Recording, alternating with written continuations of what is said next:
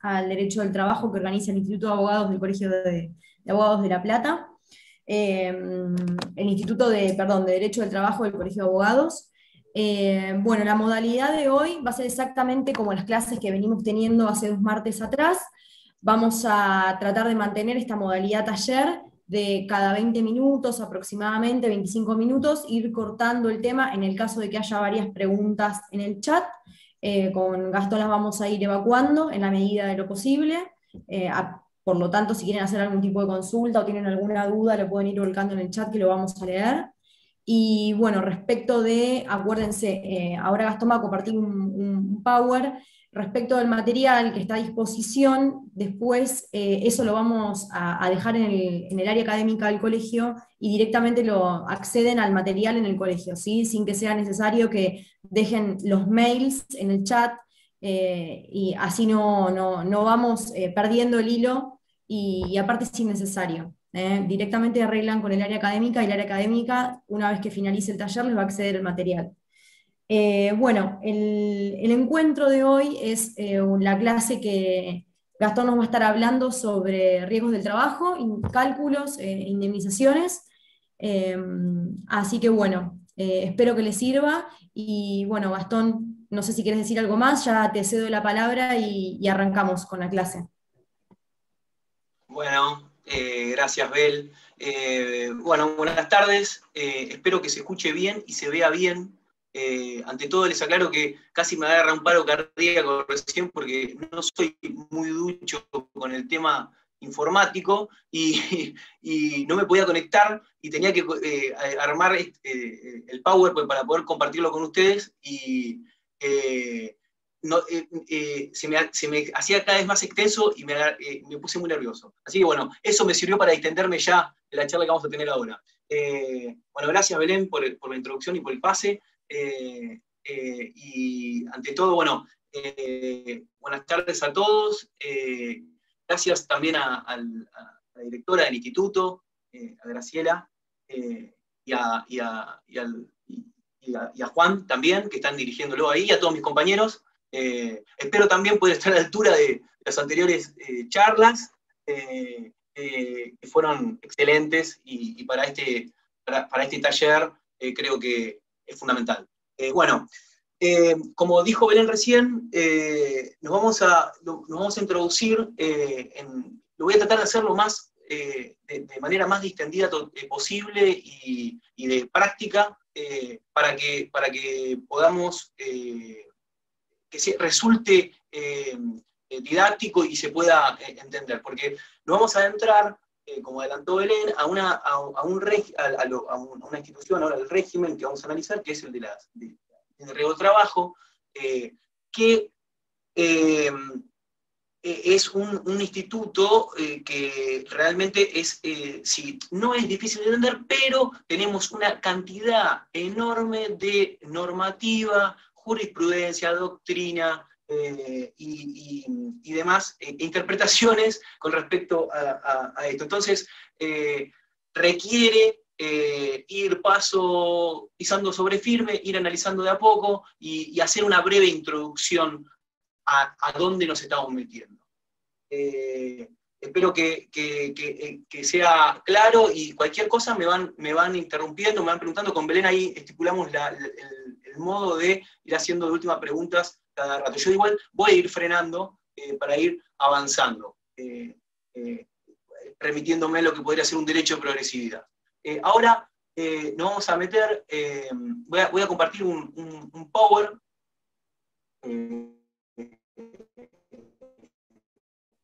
Para allá, a ver si se ve bien, Belén, si se ve bien, levantame el pulgar, así estamos. Bien, genial. Bueno, como dije, nos vamos a introducir en lo que sería el régimen que protege o que regula lo que serían los accidentes y enfermedades del trabajo. Esto, como dije, es un instituto que tiene por demás leyes y decretos y resoluciones que la reglamentan. Pero para llegar a lo que sería hoy, a la actualidad, debemos hacer una pequeña evolución histórica que es indispensable para que puedan entender de lo que estoy tratando de transmitirles en cuanto a las idas y venidas en lo legislativo y en lo doctrinario y lo jurisprudencial. Así es que tenemos que esta ley, como primera protección del trabajador, surge en 1915, con la ley 9688. Es una ley que surge con fundamentos con principios del derecho francés, surge de un anteproyecto de Julio Roca en 1905 y se termina sancionando en 1915. La verdad que para la época y el momento en que salió esta ley era de una avanzada total, veníamos de estos caminos del Código Civil napoleónico y como dije, con la teoría francesa, y se establece una acción especial tarifada de protección al trabajador, donde se estipulaba no un seguro obligatorio, el empleador debía responder frente a determinados accidentes que podía sufrir el trabajador. Esta acción, esta primera ley tenía a su vez también la opción de que el trabajador pudiera hacer una opción de un reclamo civil saliendo de lo que sería el reclamo tarifario que establecía la ley. Tenía como característico, eso sí, que los únicos factores de atribución para la acreditación de ese reclamo civil eran de carácter subjetivo, es decir, de culpa o dolo del empleador, es decir, muy difícil de determinada probancia. Así, seguimos avanzando hasta el 1968, cuando surge lo que ustedes también conocen, la ley 17711, que modifica en gran parte el Código Civil y introduce el artículo 1113 sobre la responsabilidad objetiva,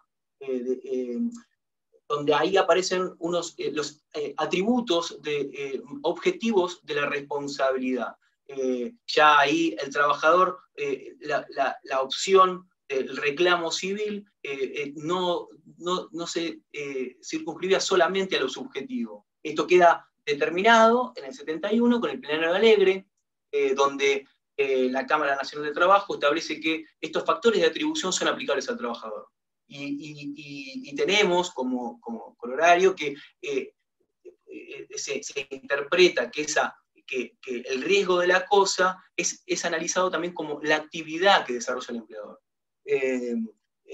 Y lo vamos a ir viendo un poquito más adelante, y eso es más reparación civil. Lo único que estoy haciendo acá, para que no se asusten, es una pequeña introducción. Nosotros nos vamos a involucrar pura y exclusivamente en lo que es la responsabilidad tarifada de la 24.557, que ahora la vamos a seguir analizando. Luego, para seguir avanzando, y como le venía diciendo, en estos idas y venidas, retrocesos y avances que tenemos como legislación argentina en lo que es el riesgo del trabajo, en el año 91 surge la ley 24028. Esta ley, en clara regresión a lo que es los derechos adquiridos del trabajador, o el derecho de progresividad, que podemos conocer como principio rector de nuestra legislación, deroga la ley 9688, lo que hace un retroceso en lo que era la faz del reclamo del trabajador, y eliminando no solo la ley, sino también la indiferencia a la concausa. Hago un comentario breve sobre lo que era la indiferencia a la concausa, donde la concausa, si el trabajador tenía algún tipo de accidente o enfermedad profesional, más relacionado con la enfermedad profesional, que en algún porcentaje era atribuido a la actividad que desarrollaba, se entendía que era en su totalidad esa incapacidad laboral. Eso, lo que hace la 24028, lo elimina, poniendo en cabeza del trabajador tener que probar cuánta injerencia o qué porcentaje había sido del trabajo la incapacidad que había generado. Una cosa prácticamente imposible y muy engorrosa, obviamente perjudicaba al trabajador. También como un retroceso muy grande, lo que hace la 24028 es eliminar la posibilidad de reclamo en la sede, en el juez natural del trabajador, en la sede de la competencia del trabajo, en los jueces laborales, en los jueces del trabajo, y los manda a la acción civil, a los foros civiles. Obviamente, como ya sabemos, con todas las cuestiones perjudiciables para el trabajador en cuanto a los reconocimientos que tiene por la ley, en cuanto a la gratuidad en el reclamo, en el principio, como dijimos hoy, de irrenunciabilidad, de progresividad, de indemnidad, que lo ponía en un estado de indefensión total. Así es que esto hay que analizarlo no solo en un contexto legislativo, sino también económico y de ese momento actual, por qué se iba sucediendo en estas cuestiones. Así es que en el año 94, con la ley, ahora sí, lo que tenemos, llegamos finalmente a lo que es la pirámide, o lo que va a ser la normativa rectora hoy actualmente para nosotros, o lo que vamos a analizar hoy. Llegamos a la 24557 en 1994, con un contexto socioeconómico donde teníamos ley de convertibilidad, no sé si se acuerdan, muchos han viajado, mucho, pero gracias a esa ley, con un contexto donde había una flexibilización de las normas laborales, había una gran injerencia externa en cuanto a cómo debían ser las políticas laborales en el país. Ya teníamos mucha intervención del FMI, del BID, con lo cual se instaura el régimen de ley de riesgo del trabajo, en ese momento también con creación, que hoy ya inexistentes, AFJP, y con el artículo 39, donde hacía un sistema totalmente cerrado, ya no vamos a meter de lleno en lo que es la ley 24.57, donde eximía al empleador de responsabilidad civil salvo dolo, es decir, que el trabajador se causara daño intencionalmente. Una cosa que después con el fallo aquí que ya era de per se inconstitucional. Lo que quería dejar de asentado aquí es que obviamente tuvo una intencionalidad la sanción de esta ley, donde el empleador o el empresario requería una protección para el desarrollo de la actividad, y como dijimos, con esta política de flexibilización laboral surge en esta primera medida la 24.557, donde en un montón de cuestiones trae muchos perjuicios al trabajador. Luego, en el 2012, continuando en ya llegando más a la actualidad, surge la 26.773, que viene a incorporar un beneficio, también retrocede un poco con respecto a en cuanto también volvemos a hacer acciones excluyentes, ya no permite realizar el cúmulo de acciones, que también, si el trabajador se queda en el régimen tarifado de la 26.73 con la 24.557, se le iba a adicionar como reconocimiento de un daño moral, que no es que se lo llama daño moral, ya lo vamos a ver también, un 20% más de lo que era la indemnización tarifada. Y finalizamos ya en la actualidad en el 2017, con una de las últimas modificaciones que tuvo la ley, con la 27.348, donde también con cosas buenas y malas, vino a tener mucha determinación en lo que es hoy los reclamos, o lo que vamos a centrar ya sobre el final, en lo que es hoy un reclamo tarifado de la ley de riesgo del trabajo. Lo menciono por arriba, lo que hace la 27.348, instaura algo que ya se había avanzado totalmente en la jurisprudencia y en la normativa con respecto a las comisiones médicas, volviéndolas a ser obligatorias, con un paso sí o sí previo a un reclamo judicial,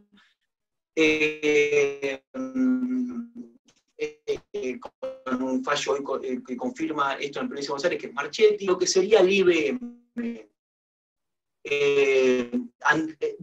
anterior de la 24, del artículo 12 de la 24.557, que también vamos a analizarlo.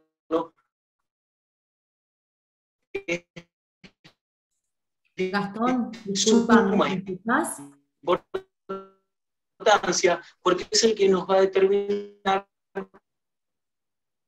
Gastón, ¿me escuchás? No te escucho, ¿eh? ¿Sí? Escúchame, se corta mucho tu internet, se te corta, ya directamente se te escucha entrecortado, y cuando vas lento y despacito, por ahí Sí, se llega a ser fluido, pero si no, se corta bastante.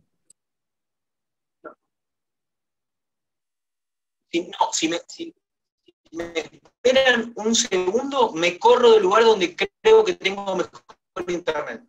Dale, Porque va a ser sí, mejor. sí. Sí, sí, dale, te esperamos, no hay problema. Ahora arreglamos el tema de la luz. Ya lo arreglamos. Bueno, pero se escucha bien, no se Bien, corta. fantástico, fantástico. Bien, entonces, con respecto a... Entonces, terminamos con, perdón, la interrupción, con el tema del análisis de lo que sería la evolución histórica de esta ley. Ahora sí, bueno, ya nos metemos en lo que sería una interpretación o una análisis de lo que sería la 24.557. Como dijimos, surge en un momento histórico, surge en un momento contextual, y tenía como fin principal fines escritos y no escritos. Los escritos, ahí están en la filmina, que ahora los vamos a detallar, pero los no escritos era esto que habíamos mencionado por arriba, donde supuestamente veníamos con que estaban, reclamaba por el sector industrial con una siniestralidad muy alta, un alta índice de judicialización de los accidentes y enfermedades del trabajo, donde lo que algunos llaman como la industria del juicio, y la intención era tratar de reducir el grado de inicio de causas judiciales. Sumado a que, por supuesto, entra a interactuar lo que es la ART. Ahora ya vamos a introducirnos en los sujetos. Pero bueno, surge esta ley entonces como primera medida, como le dije, tratando de eliminar la siniestralidad, los juicios, el inicio de juicios, reducir la siniestralidad, concretamente esto basado en la prevención, lo que tiene como finalidad la ley en sí, supuestamente, la 2457, era la prevención en el accidente, hacer énfasis sobre el empleador en la empresa y donde llevara su actividad para que el trabajador estuviera en un medio ambiente que no dañoso. Como segunda medida teníamos lo que intenta es reparar los daños y accidentes y enfermedades laborales.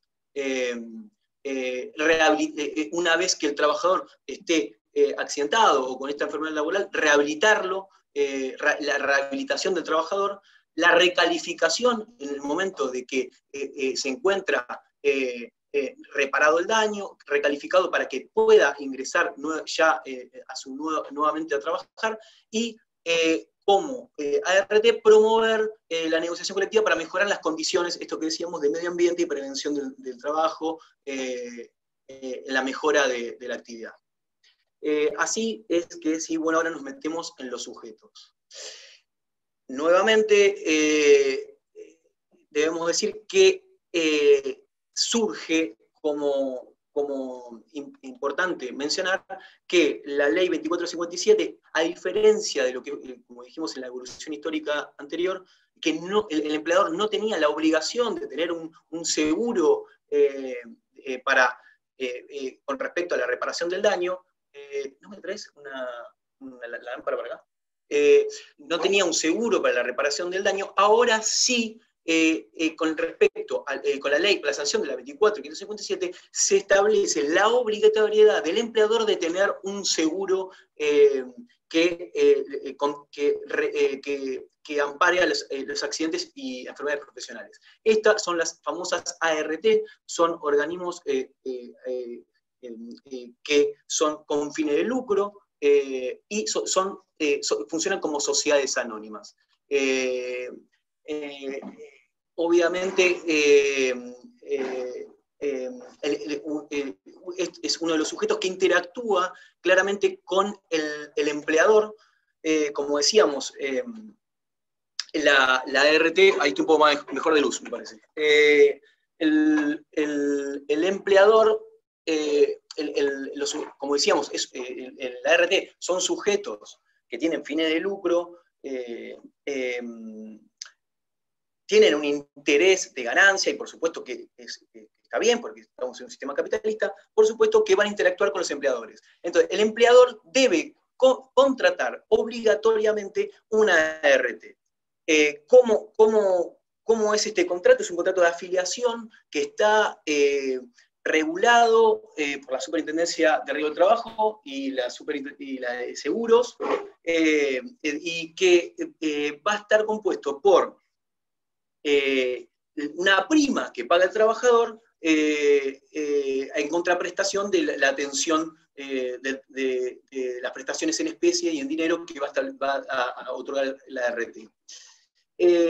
Esta prima está compuesta, este pago de la prima mensual que paga el trabajador, el empleador, está compuesta por la masa salarial que tiene de trabajadores, la remuneración que denuncia y la actividad del riesgo que conlleva. Es decir, no es lo mismo una actividad donde se desarrolla la construcción que, por ejemplo, una actividad donde se trabaja en una oficina. Entonces, el riesgo es como en un seguro de automóviles, el riesgo va a ser mayor. El empleador autoasegurado es esto lo encontramos en el artículo 2, todos los sujetos intervinientes. El empleador autoasegurado es el que puede demostrar por su solvencia económica que puede hacerse cargo de estas prestaciones en especies dinerarias en la reparación de los daños. Por supuesto que esto infiere que se debe tener una gran capitalización o un gran capital para poder afrontar esto. Por supuesto, no hay ninguna empresa que lo haga, salvo la provincia de Buenos Aires, que se encuentra autoasegurada desde el año 2008, donde la provincia responde ante los infortunios o los accidentes de trabajo y enfermedades profesionales, las indemnizaciones. En cuanto a lo que es las prestaciones en especie, es decir, la atención farmacéutica y médica del trabajador, brindarles ortopedia y demás atenciones, eso está a cargo provincia ART, que pertenece al grupo provincia de la provincia de Buenos Aires. En tercera instancia, bueno, el trabajador, que va a ser la persona damnificada, donde va a estar esperando la prestación en especie o dineraria en caso de que sufra un infortunio. Como dijimos, en un tercer momento, el Estado que regula estas ART en el funcionamiento y en el control que éstas hacen también a su vez sobre los empleadores. Es importante destacar que, por supuesto, las ART son entidades que también tienen, como dijimos, tienen lucro. Entonces, van a estar interesadas en tener la mayor cantidad de clientes. Entonces, imagínense que la prima también va a estar determinada por lo que el empleador denuncie, pero también lo que le convenga. A su vez, también, en cuanto a la atención y las prestaciones que brinde la ART, también van a estar determinadas en cuanto al ahorro que se haga en la atención o no, y lo mismo las indemnizaciones. Entonces, esas son cuestiones que son importantes y hay que tenerlas en cuenta al momento de análisis de estas cuestiones. Bueno, avanzamos. Bel, no sé si querés preguntar cómo venimos o si voy muy rápido, muy lento, o querés que No, frene un poco. vas bien y no hay ningún tipo de consultas por el momento porque creo que estamos en la parte introductoria, así que podés seguir. Bueno, ahora sí ya nos metemos de lleno en lo que sería lo que vamos a analizar. Nos encontramos, como dijimos entonces, con la ley 24.557. Debemos recalcar que esta ley, algunos la quieren colocar o poner como en un subsistema de la seguridad social, que no es así. Este es un sistema de reparación de daños, donde el trabajador sufrió un accidente, una enfermedad profesional, y necesita ser reparado en su incapacidad. Entonces, así, esto hay que tenerlo bien en claro, nos metemos en lo que son las contingencias que va a cubrir el sistema. Como primera medida tenemos en el artículo 6 de la 24.557, donde se establece cuáles son los accidentes y enfermedades profesionales. Realmente la redacción de la ley o cómo define a los accidentes y enfermedades no es buena, no es una interpretación buena, ha recibido muchas críticas y en la actualidad sigue siendo así. Así que tenemos, para distinguir con claridad y para que ustedes lo entiendan, tenemos que la ley va a tener como contingencias del trabajador el accidente de trabajo como primera medida, que es el hecho súbito y violento en ocasión o motivo de trabajo. Como primera medida se critica esto del carácter súbito y violento. Hay accidentes que no son ni súbitos ni violentos. Por ejemplo, si nos encontramos en una cámara frigorífica o en un lugar donde queda una pérdida de gas, el accidente va a ser lento y tampoco va a ser violento, va a ser hasta placentero, me parece, no la cámara de gas o de frío. Y motivo en ocasión es esa situación donde el trabajador, encontrándose trabajando, por ejemplo, está en la calle, haciendo sus actividades y se le cae un piano en la cabeza de un edificio, se encuentra en ocasión de la actividad. Y eso es un accidente de trabajo. Bueno, después tenemos obviamente como ejemplo claro, que tenga un accidente que se quiebre una pierna, que se corte un dedo, es decir. Como segunda medida tenemos los accidentes in itinere. Los accidentes in itinere son aquellos, surge como una interpretación jurisprudencial de larga data, y son los accidentes que ocurren cuando el trabajador sale de su casa, cruza el umbral de la puerta y va hasta el trabajo, y viceversa cuando vuelve el trabajo a su casa.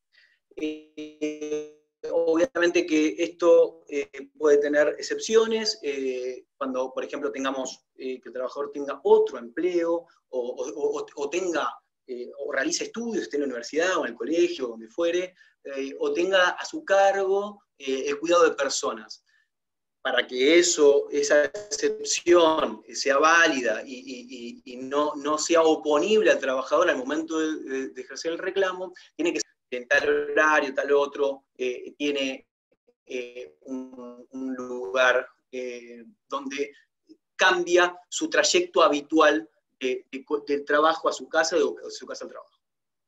Después ya nos vamos a meter que los accidentes in itinere fueron también dejados de lado con la incorporación de la 26.773, esta mejora que mencionamos hoy en la primera filmina del 20%, fueron dejados de lado. Yo tengo una interpretación y un trabajo que hemos hecho con un colega amigo, donde para nosotros correspondería también ese 20%. Fuera de eso, y tenemos como tercera medida, en el artículo 6, apartado 2b, las enfermedades laborales, las enfermedades profesionales, las enfermedades laborales, que pueden ser listadas o no listadas. Desde el origen, como dijimos hoy,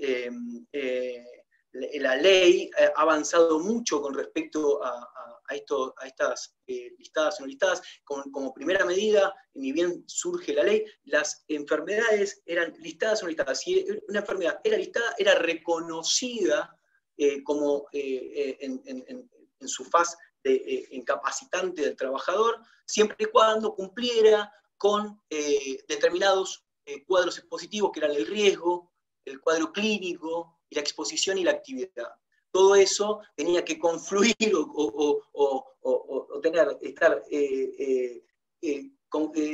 tener consonancia con la enfermedad que tenía y la actividad. Era algo, la verdad que es medio tedioso, y eso hay un listado, que es el 658-96, que ha tenido diferentes modificaciones, ese listado, donde va incluyendo las enfermedades profesionales listadas. Las no listadas, en un primer momento, la ley las rechazaba y el trabajador debía ir como decía en ese momento, a lo que era, si no eran reconocidas como enfermedad profesional, a lo que sería una enfermedad inculpable, y regirse por una seguridad social o ya el Instituto del 208 al 213 de la LST. Hoy, eso con distintos fallos, uno muy importante, que es Silva con Uliever, se rompió ese cerramiento del listado, donde el trabajador puede demostrar que, de acuerdo al transcurso del tiempo y la actividad que desarrolla y los movimientos que llevan en su tarea, esa enfermedad o esa incapacidad que tiene está íntimamente relacionada con el trabajo y es una enfermedad profesional. Así es el caso, por ejemplo, muy claro de lo que fue la incorporación en el año 2014, por ejemplo, de las hernias y las varices. No cualquier hernia, son las inguinales y algunas umbilicales, donde el trabajador, si demuestra que en su actividad, en la antigüedad, más o menos de 3 años, tiene el riesgo que está demostrando, se entiende que las hernias son enfermedades profesionales. Así también, hoy lo ponemos ya sobre la mesa, en el 2020 se incorporó el COVID-19 también como una enfermedad profesional cubierta en estas enfermedades no listadas, siempre y cuando sea el trabajador esencial, y de no ser esencial, debe probar que se lo contagió en el trabajo, que si tenemos que probar dónde nos contagiamos es imposible. Pero bueno, está así estipulado. Las exclusiones con respecto a lo que son las enfermedades, es el dolo del trabajador o la fuerza extraña ajena al trabajo, como dijimos, tiene que ser extrañísima, como dijimos hoy, el COVID, por ejemplo, hoy ya es una enfermedad profesional, y el dolo, que es lo que decíamos hoy con el 39, donde tiene que el trabajador intencionalmente generarse una lesión. Y algo muy importante, son las enfermedades preexistentes detectadas en los preocupacionales. ¿Qué sucede? Muchas de las razones por las cuales las ART rechazan los siniestros denunciados, ya sea puntualmente las enfermedades profesionales, se amparan diciendo que generalmente son cuestiones que el trabajador trae congénitas, entonces eso genera que se le desarrolle esta enfermedad profesional que no tiene relación con el trabajo. Es muy importante, y es muy importante entenderlo como cuestión probatoria, lo que serían los preocupacionales. El trabajador, o la aseguradora del riesgo de trabajo, previo al aseguramiento del trabajador, debe hacer un análisis preocupacional para ver qué enfermedades manifiesta el trabajador previo a su actividad. Si no le surge una hernia, o si no hacen el estudio, claramente no podría ser una eximente de no cubrir o no hacerse cargo de esta cuestión. Continúo, si no hay ninguna cuestión a saber con respecto a las contingencias, que es un tema medio que va llevando.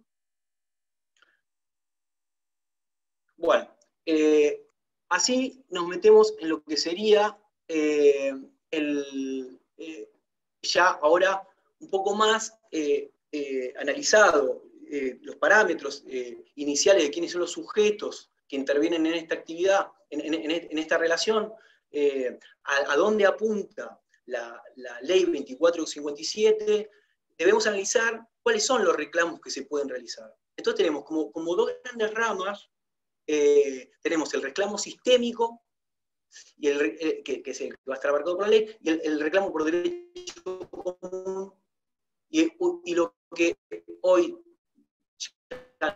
no, que está desarmado, que es el cúmulo de reclamo cívico, que son las prestaciones de la ley contra la RT, o el empleador autoasegurado, donde va a responder por la incapacidad que genere el trabajador, o primero por las prestaciones en especie, como primera medida, la incapacidad laboral temporaria, que ya vamos a analizar los diferentes tipos de incapacidades, y las permanentes definitivas, lo que sería las indemnizaciones que va a responder contra la RT. Con reclamos del derecho común eran los que abarcaban, mencionamos hoy en el análisis histórico de las leyes que nos trajeron hasta hoy, el trabajador tenía la opción de hacer un reclamo común en sede laboral también, donde teníamos, por ejemplo, la insuficiencia de las prestaciones de la ley, que cuando esta tarifa que establece la ley de arreglo de trabajo era insuficiente y antes del 2009 tenía topes donde, como si le pudiera decir en Bisotti, el 245, trae un paralelismo, establecía topes máximos de indemnización del trabajador. Era ridículo, entonces con los fallos Ascua y Lucas de Oz eliminan estos topes, o eliminaban estos topes, que hoy ya quedaron zanjados, por el reclamo del derecho común. También se puede hacer un reclamo civil por la responsabilidad civil del RT en cuanto a la omisión o la negligencia en el cumplimiento de sus obligaciones. Esto es basado en el artículo anterior, viejo ya, 1074 del Código Civil, donde, como dijimos, había una omisión o una negligencia en el cumplimiento, por ejemplo, en el control del RT hacia el empleador en cuanto a las medidas de seguridad e higiene, en el ambiente del trabajo, y en medidas de seguridad.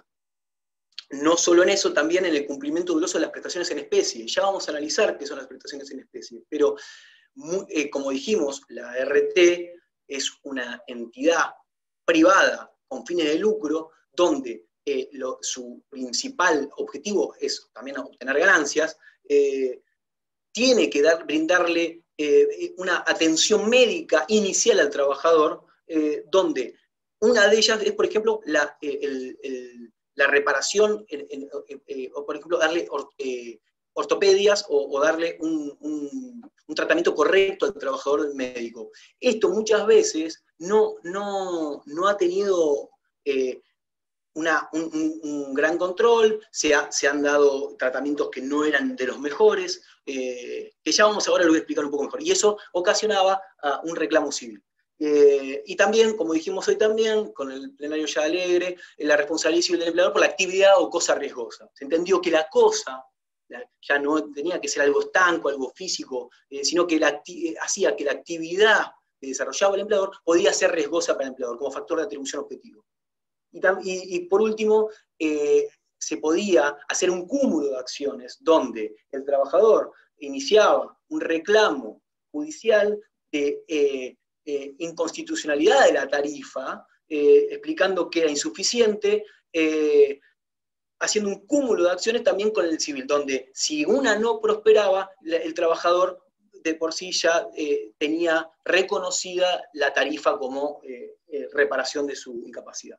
Bueno, como decíamos recién, pasamos a lo que serían ya las prestaciones que brinda la ley de riesgo de trabajo. Como dijimos recién, tiene una asistencia inicial médica y farmacéutica del trabajador, ni bien tiene una dolencia, un accidente, o tiene que tener un tratamiento sobre lo que le está sucediendo, tiene que otorgarle prótesis y ortopedia, rehabilitarlo, recalificarlo profesionalmente, y en caso de muerte brindarle un servicio funerario.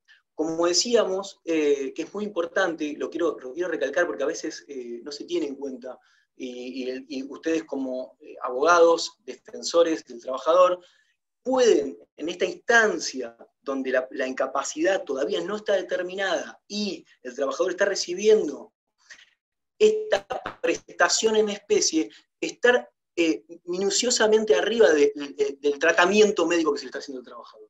¿Por qué? Porque, como decíamos, si hablamos de un accidente que no tenga mucho riesgo, o no sé, un corte, una fractura, no hay inconveniente, pero pónganse en el lugar de un trabajador, por ejemplo, que pierde un brazo, o se le rompe la mandíbula y necesita una placa de titanio, o necesita una prótesis que le reemplace el brazo. Bueno, ahí la reglamentación del artículo 20 establece que las prótesis y la ortopedia no tienen límite económico en la prestación. Si el trabajador encontrare una prótesis o ortopedia que es la mejor para su rehabilitación, no importa el costo que tenga. Por eso remontaba hoy a lo que decía con respecto a cómo actúa la RT, porque obviamente va a tratar de bajar esos costos de reparación para tener más ganancias. Pero esto es muy importante porque, como decíamos hoy, en sumo da lugar a un reclamo civil por negligencia o culpa en el tratamiento. Es de muy difícil probanza, porque obviamente que tiene que haber una pericia médica y un perito que se manifieste al respecto. Pero bueno, es importante tenerlo en claro. Así nos metemos en lo que serían las incapacidades. Como dijimos recién, estas prestaciones en especies van a estar cubiertas inmediatamente cuando el trabajador esté con una incapacidad laboral temporaria, que ahora en adelante va a ser la ILT. Esta ILT la encontramos en el artículo 13 en adelante, establece que el trabajador en el transcurso de esta incapacidad o en ausencia de su trabajo, va a estar cubierto en su remuneración como carácter alimentario. Esta remuneración, los primeros 10 días va a ser abonado por el empleador. A partir del día 10º, esta remuneración, acá se ha logrado un gran avance en cuanto a lo que es esta remuneración que cobra el trabajador. Desde el inicio de la ley, esta remuneración estaba estipulada por el valor ingreso mensual, donde era un valor histórico, sin tener esa remuneración sin tener como complementos los elementos de carácter no remunerativos. Entonces el trabajador se veía menguado y perjudicado, no solo accidentado, sino que percibía un salario mucho menor al que no estando accidentado. Eso, por suerte, con el decreto 1694 del 09, se igualó ese salario al del 208. Donde hoy ya va a tener la misma remuneración que cobra estando en actividad normal. Eso fue un gran avance y dejó de perjudicar al trabajador en gran medida. ¿Cómo cuantificamos? ¿Cuáles son los conceptos que integran la tarifa? Como dijimos, estamos en un régimen sistémico, tarifado, como si fuera también ya sabrán que el despido, o ya lo habrán visto en las anteriores clases, el despido también es una indemnización tarifada, donde está estipulado por ley cuánto es el quantum que va a ser esa indemnización. Estamos entonces frente a un sistema tarifado que establece y tiene pautas para determinar cómo se va a calcular esa indemnización. Así,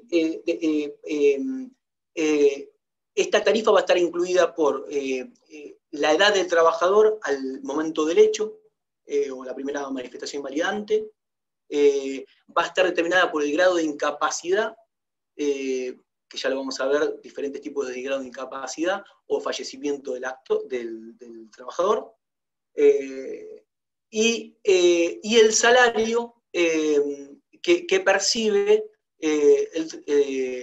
como remuneración, que también, como dijimos hoy fue avanzando en gran medida, no solo con el decreto que dijimos hoy, que equiparaba el 208, sino también ya directamente con la 27348, que hace una modificación total de cómo se calcula ese ingreso base, que ya vamos a ver. Bueno, entonces, siguiendo con esto, ¿qué es lo que indemniza o qué es lo que repara esta ley, este sistema cerrado y tarifado? Se circunscribe al daño material y el lucro cesante y la pérdida de ingresos derivado de la relación de trabajo. Es decir, solo se limita a este daño material, por eso ha sufrido una cantidad de embates en cuanto a la insuficiencia y a la cantidad de cuestiones que deja de desatender esta ley en cuanto al trabajador o el reclamo indemnizatorio. El trabajador no es solo un daño material, tiene un montón de cosas que integran ese daño que le ocasiona. No es lo mismo, y hay un montón de condicionamientos y personales, de medio ambiente, y de donde se desarrolla, que hacen a que su actividad, a su incapacidad no sea solo de esta manera. Así fue que en un avance, la 26773 quiso suplir un poco esto que estamos mencionando, estipulando en un 20% más de lo que arroja la tarifa. Así es que la ley 24.557, su objetivo es reparar los daños derivados de los accidentes del trabajo y enfermedades profesionales, y la 26.773 viene a proponer, o explícitamente otorga una reparación un poco más plena, hasta me suena feo a mí decirlo, donde con el criterio de suficiencia quiere suplir esto que veníamos diciendo, de que en la integralidad de un reclamo del derecho común estarían contemplados. Pero bueno, también esto tiene mucha crítica, porque se establece un 20%, y ese 20%, ¿por qué tiene que ser estanco? Y si realmente es suficiente. Se ha criticado mucho, o se ha tratado de destruir este concepto de suficiencia. Bueno, es así que avanzamos, ahora sí, un poco más, y ya, ahora sí necesito que me presten un poquito más de atención, o por lo menos, lo visualicen para después poder interpretarlo ustedes en la ley. Vamos a lo que serían los tipos de incapacidades. Entonces, haciendo un repaso fugaz hasta ahora, tenemos, como dijimos, un análisis histórico de cómo vino la ley, cómo surgen las ART como sistema obligatorio para el empleador de reparación de daños, quiénes son los sujetos en esta tarifa, qué integra la tarifa, cuáles son las prestaciones, y ahora vamos a ver cuáles son, ya vimos las contingencias a las que va a estar cubierto el trabajador con respecto a la ley, y ahora vamos a ver los tipos de incapacidades que estas contingencias que mencionamos pueden generar. Es así que tenemos como primer medida, podemos hacer dos divisiones estructurales, donde tenemos las incapacidades laborales temporarias, que ya las mencionamos, en adelante ILT, y la incapacidad laboral permanente, y en otro rango tenemos la gran invalidez y la muerte. Pero me interesa detenerme un poco en cada uno para que lo vayan entendiendo. La incapacidad laboral temporaria es esto que mencionábamos hoy, donde el trabajador denuncia el accidente. Hago una somera mención de lo que es la contingencia. Hoy mencionamos la contingencia. Esa contingencia tiene que estar denunciada. Puede ser denunciada por el trabajador o por el empleador. No es excluyente que lo tenga que hacer siempre el empleador. El trabajador puede, por intermedio de un telegrama laboral gratuito, puede que nosotros como abogados podemos redactárselo y hacer la denuncia frente a la ART para que tome conocimiento, que tiene además un plazo de expedición al respecto, y si no lo hace en el término de 10 días, se interpretaría como una aceptación tácita de esta contingencia que estamos denunciando. Pero bueno, no me quiero detener porque si no, ya sería de otra no llegaríamos a ver todo lo restante. Entonces, como dijimos, una vez denunciado esta contingencia que sufrió el trabajador, ya sea un accidente o una enfermedad profesional, la ART tiene que, toma conocimiento de esto, cita al trabajador para, primero, bueno, como dijimos, durante los 10 primeros días la remuneración va a estar a cargo del empleador y en posterior por el trabajador. En esto, el trabajador va a percibir, como dijimos, el salario que venía percibiendo. Perdóname que te moleste. Decime.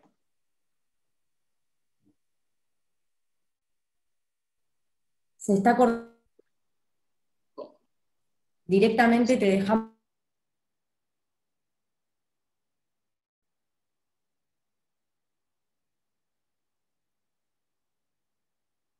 ¿Se corta? No puedo creer.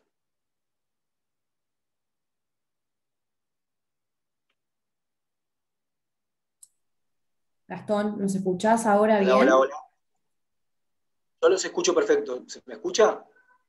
Bueno, porque te estábamos escuchando, ya se estaba empezando a cortar como la vez anterior, bastante al final. Yo te aviso cualquier cosa. ¿Hasta dónde se me escuchó? Estabas recién empezando con incapacidad laboral temporaria. Bien. Entonces, volvemos, como determinamos, esa incapacidad laboral, una vez denunciada la contingencia por el trabajador o por el empleador del accidente o la enfermedad profesional que tenga el trabajador, la ART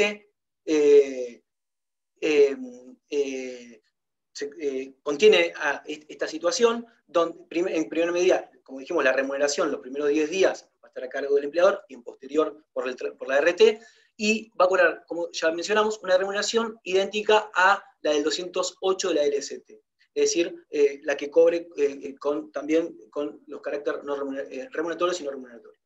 Y va a recibir las prestaciones en especie que ya analizamos del artículo 20.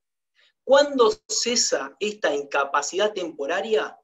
Puede cesar por alta, sin incapacidad o con incapacidad, por incapacidad laboral permanente, que esa incapacidad temporaria se consolide y se convierte en permanente, es decir, señor, usted ya ahora tiene una incapacidad de tanto y consolidó en permanente, por la muerte del trabajador y por el transcurso de 2 años. Esto es una modificación también que hizo la 26773, ya que anteriormente este estado de incapacidad laboral temporaria antes era de 1 año, pero se podía prorrogar y tenía un estado de provisionalidad que duraba alrededor de 5 años. Así que imagínense, me ha pasado con algún accidentado que la ART, al seguir dándole prestaciones al trabajador, al seguir prorrogando su tratamiento y tratando de rehabilitarlo, no le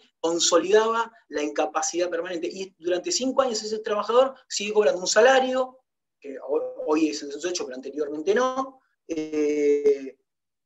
y sin poder obtener su indemnización. Hoy la ley puso que el plazo máximo de esa incapacidad laboral temporaria es de 2 años. A partir de los 2 años se convierte en permanente. Es así que tenemos también las incapacidades laborales permanentes. Ahí tenemos que hacer una división entre parcial y total. Las incapacidades laborales permanentes, como dijimos, pueden ser parcial cuando van de una incapacidad menor, de 0 a menor al 50%. Es decir, cuando son del 50% para abajo van a estar contemplados en el artículo 14, inciso 2A, que sería una incapacidad leve. Cuando esa incapacidad se considera grave cuando va del 50% al 66%. Antes, la ley, también acá, establecía una reparación previsional, también, provisoria, donde le pagaba al trabajador en forma de renta. Hoy, con Milone, eso quedó zanjado. También desapareció y lo derogó. Así que hoy tenemos, como dijimos, una incapacidad parcial menor al 50% es leve, del 50 al 66% es grave. Ahora vamos a analizar que eso arroja también una indemnización de pago único, que ya la vamos a analizar. Como dijimos, esa es la parcial. La total es cuando se supera el 66%. Es muy difícil de llegar al 66%, pero bueno, sucede, y cuando supera el 66% es lo mismo que 100, es decir, ya es incapacitado de forma total. Esto está contemplado en el artículo 15. Y después tenemos la gran invalidez, que también es total, pero la diferencia con la gran invalidez es que el trabajador, para su subsistencia, va a necesitar de la asistencia de terceros, de personas que estén bajo su cuidado. Pongámosle que una persona, lamentablemente, quede cuadriplégica, no va a poder subsistir por sus propios medios, va a necesitar de personas que lo asistan de por vida. Esa asistencia de por vida sí se paga de forma periódica y mensual a las personas que asisten. Y por último tenemos la muerte, que también es otra forma de cuantificar. ¿Alguna duda, Bel, con respecto a lo que son las incapacidades hasta el momento?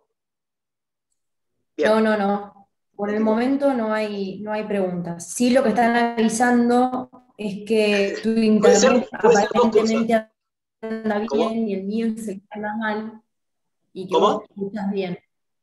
Que vos te escuchas bien. Soy yo. Vos te escuchás bien. Yo me escucho bien, bueno, sí. Me quedo tranquilo. Pero bueno, puede ser dos cosas entonces, o que explico muy bien, así que mucho, o no se entiende nada de lo que estoy diciendo, entonces nadie se anima a preguntar. Esperemos que sea la primera. No. Bueno, seguimos entonces. Bien. Seguimos. Bueno, entonces, analizados entonces los grados de incapacidad que estipula la ley para indemnizar, o que están contemplados en los artículos de 13 a 18, pasamos a lo que serían las prestaciones dinerarias propiamente dichas. Hoy, ya como analizamos las prestaciones en especie, ahora pasamos a lo que es la prestación dineraria, que es la reparación que va a obtener el trabajador frente a esta incapacidad que analizamos recién.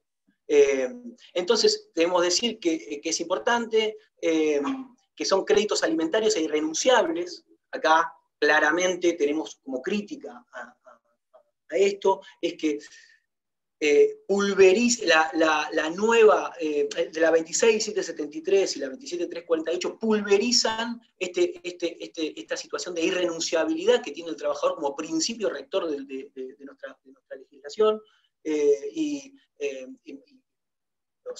todos los demás en cuanto a indemnidad, y también de progresividad, ya que cuando el trabajador si tuviera que ahora vamos a analizarlo, pero la 26.773 tiene que hacer una opción en cuanto a si va por la opción sistémica que estamos analizando o por el derecho común, perdería si va por la opción civil, pierde la posibilidad de, si no llega a aprobar el daño en sede civil, cobrar esta prestación dineraria.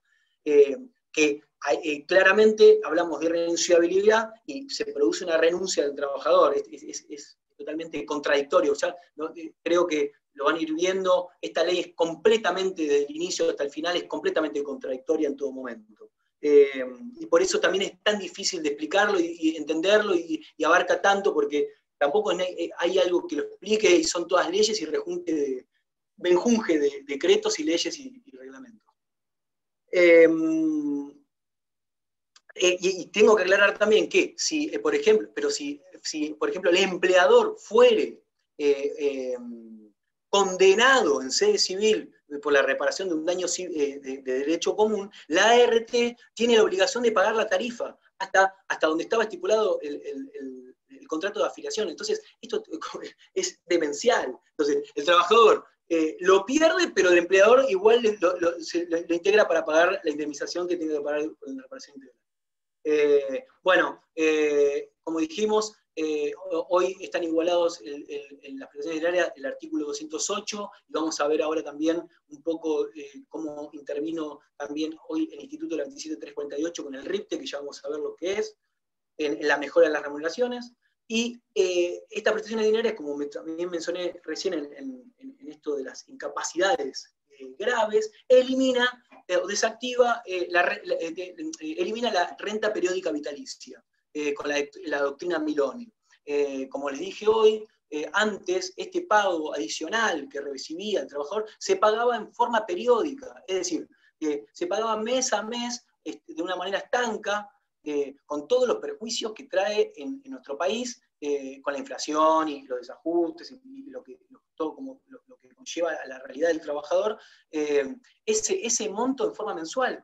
Y por suerte, con Milone y después con la 2673, se eliminó este pago vitalicio de forma de renta con la doctrina de Milone, donde el trabajador no podía poseer o no podía proyectar su forma de vida al no tener la disponibilidad total de ese capital que había sido reconocido como indemnización. Con lo cual, eso impactó en gran medida en favor del trabajador. Iba a decir algo, pero me perdí. Con respecto a eso que no importa, pero no importa. Seguimos. Elemento de la tarifa. Como mencionamos ya hoy al principio, teníamos entonces que iba a estar determinado por un coeficiente de edad, perdón, por la edad, por el salario, y por el momento invalidante o la fecha en que se ocasionó el siniestro.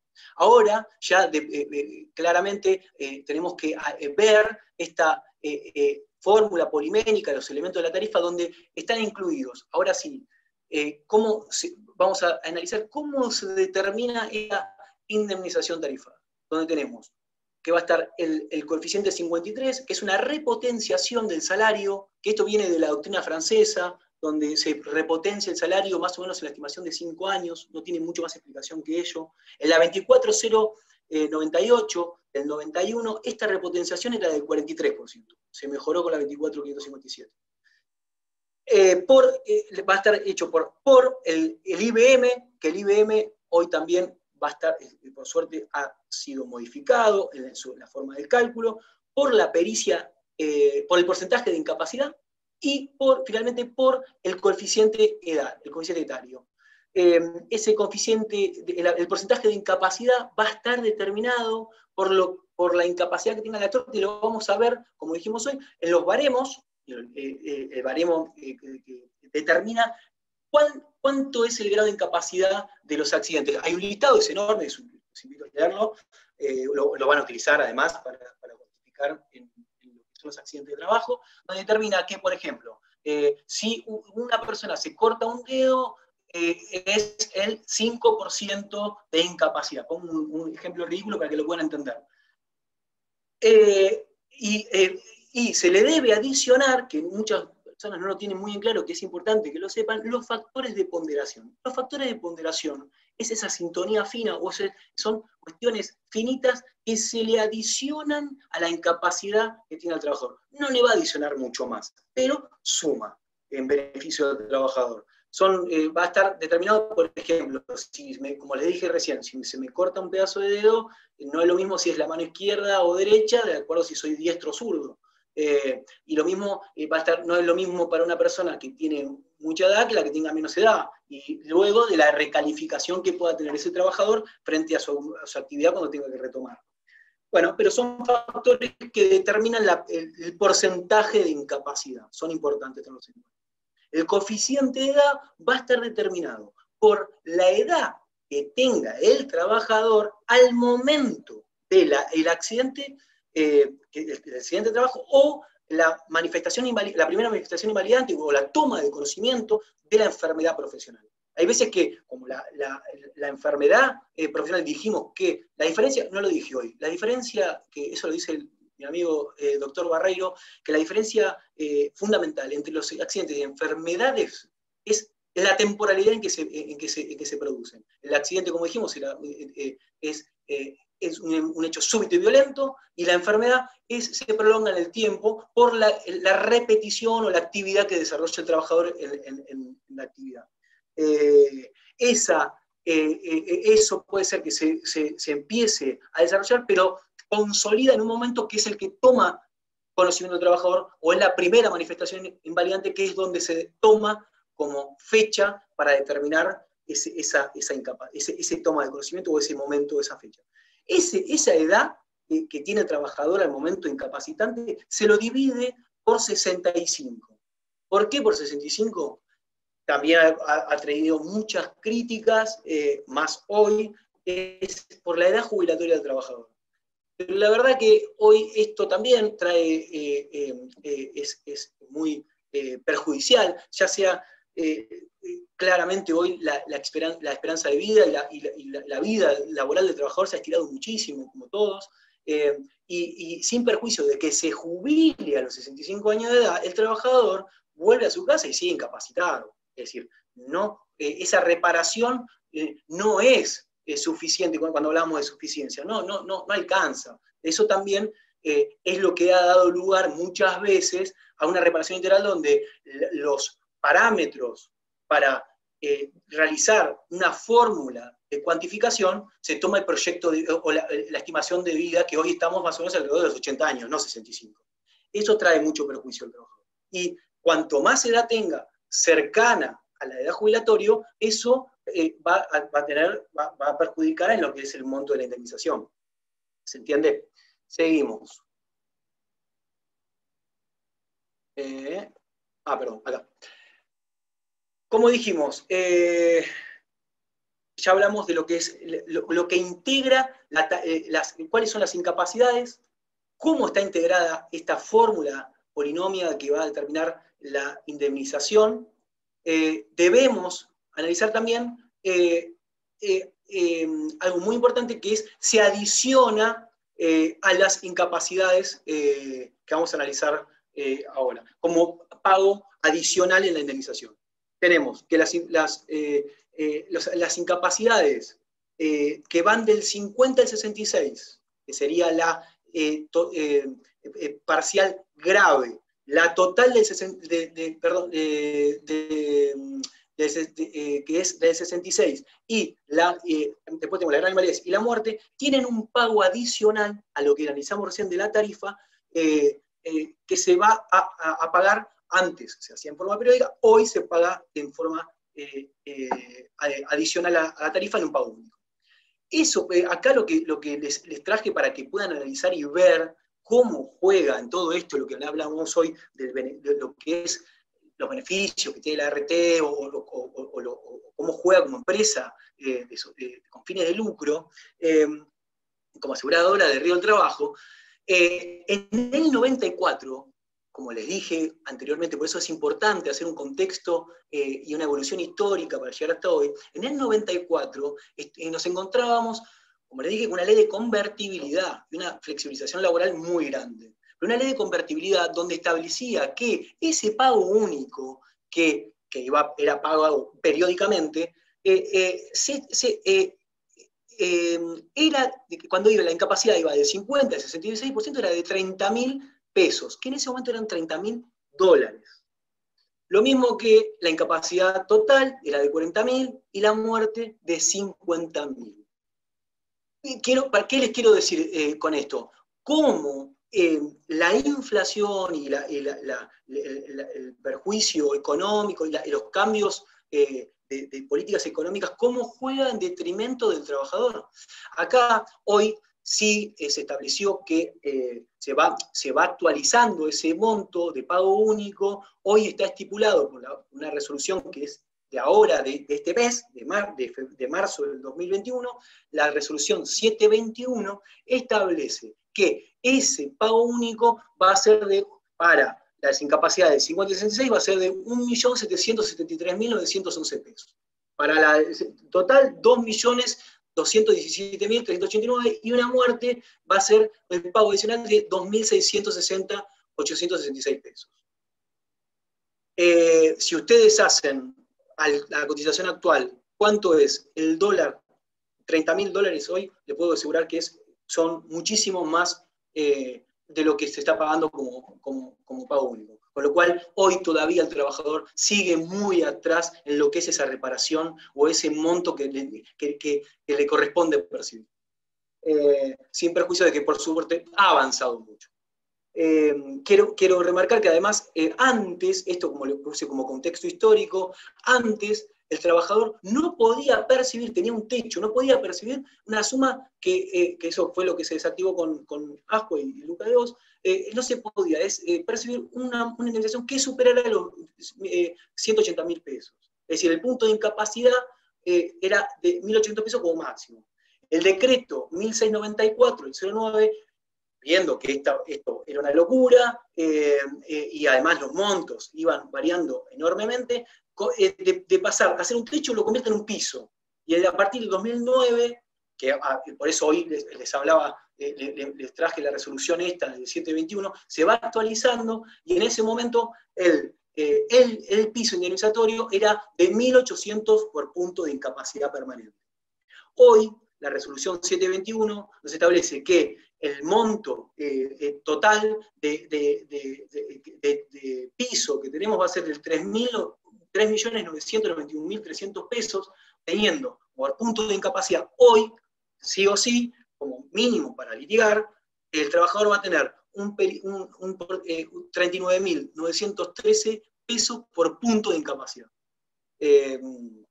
No sé, ver si tenemos alguna consulta con respecto a esto, porque trae alguna cuestión. Igual ahora voy a analizar un poco más. No sé si se me escucha bien ahora. Me está saltando un cartelito que mi conexión es inestable, así que soy yo la del problema. Hoy te corté innecesariamente. No, está bien. Hay un par de preguntitas con respecto a lo que veníamos hablando anteriormente. Igual hay uno de los presentes que está intentando también contestar a la par. Bueno, respecto a los porcentajes de la incapacidad permanente parcial, qué significa IBM, ya fueron contestando. Después, ¿a partir de qué parámetros podemos saber cuándo se llega al 50 o al 66? Bueno, a través de una pericia médica que ya lo fueron contestando en el chat, con el baremo que establece la tarifa. Y después hacen consultas concretas respecto qué sucede cuando el trabajador fallece mientras está en curso el trámite de la divergencia en la determinación de la incapacidad. Si corresponde reclamarlas de manera concurrente, la ILT más la muerte.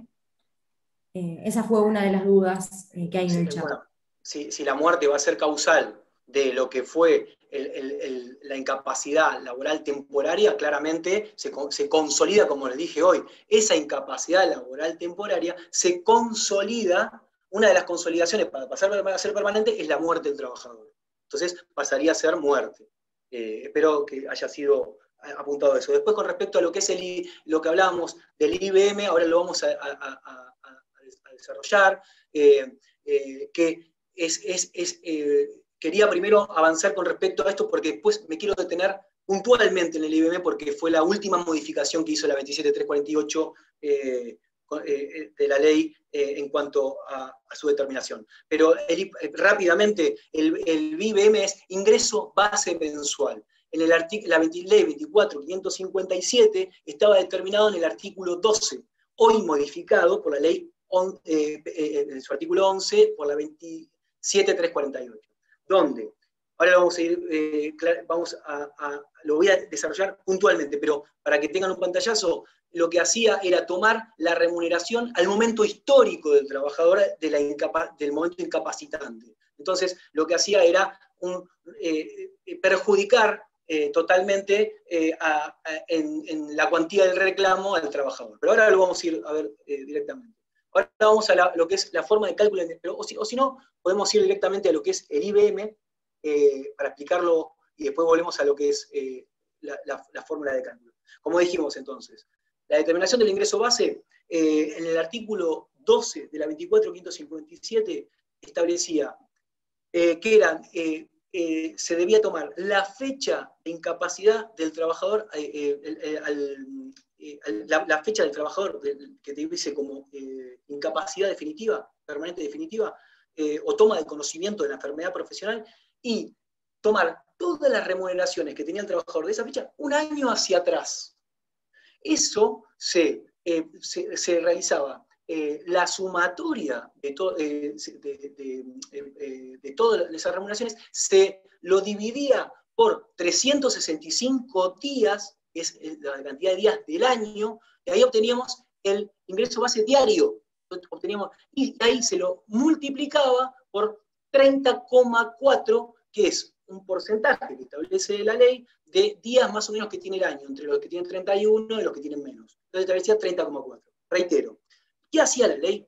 Llevaba el salario del trabajador a un momento histórico un año atrás. A diferencia de lo que sucede con el 245 para determinar una indemnización de despido, que se toma la mejor remuneración normal y habitual del trabajador, no importa cuál, sino la mejor, acá lo que hacía era, desde el momento del accidente o la toma de conocimiento de la enfermedad profesional, me llevaba un año atrás, me hacía sumar todas y me sacaba un ingreso base promedio mensual.